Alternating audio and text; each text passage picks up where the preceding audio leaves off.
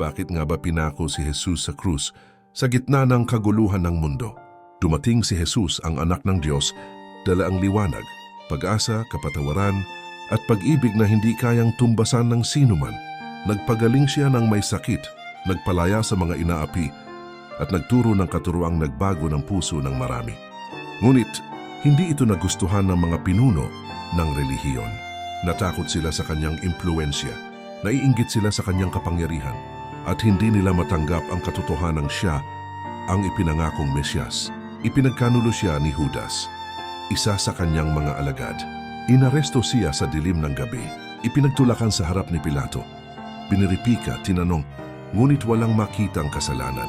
Subalit dahil sa sigaw ng nagngangalit na tao, ipako siya sa krus.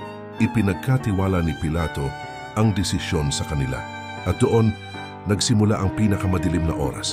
Hinampas siya hanggang dumugo ang kanyang likod. Pinutungan ang koronang tinik. Pinabuhat ang mabigat na krus papunta sa Golgota. Hanggang sa huling hininga, tiniis niya ang sakit hindi dahil sa pagkatalo, kundi dahil sa pag-ibig. Bakit siya ipinako?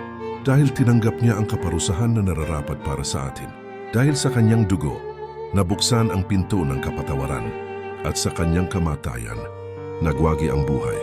At sa huling sandali, bago siya malagutan ng hininga, sinabi niya, naganap na. Tapos na ang misyon, tapos na ang sakripisyo. Mula noon hanggang ngayon, ang krus ay naging simbolo ng pag-asang hindi kailanman magwawakas.